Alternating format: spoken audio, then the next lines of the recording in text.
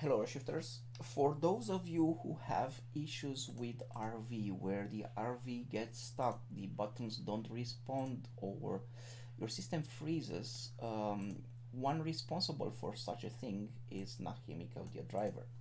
Now, if you're looking for this Nahimic, okay, it kind of injects itself in a lot of systems. These are preloaded with a driver. Okay, there's a long list here.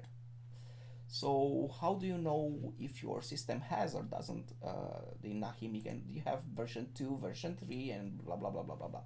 Now, one of the feature of the Nahimic driver is that it has a bit of a component as an on-screen display, and that actually writes on top of, or at least corrupts, RV.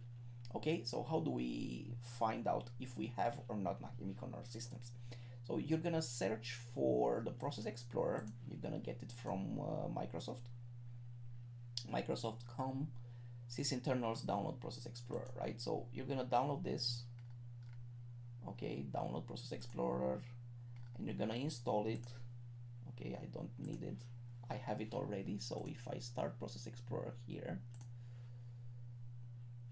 you're gonna end up with something like this, okay, Process Explorer.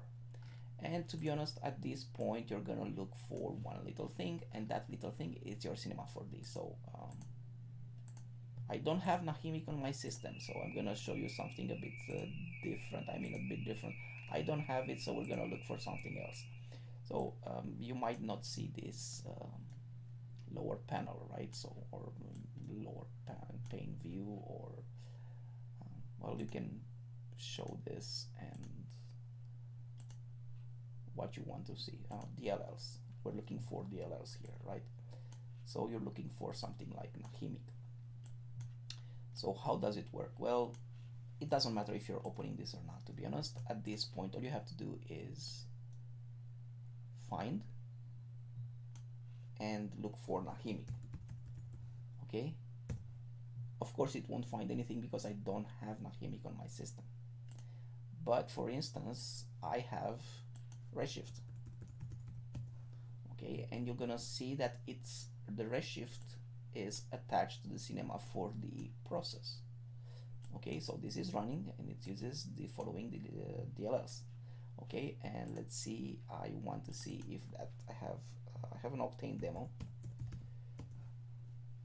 Assuming it's called Octane something, it is. Okay, I have an Arnold demo on this, and it might be called Arnold or AI. Let's try Arnold. Lucky for me, I know where it's been, right?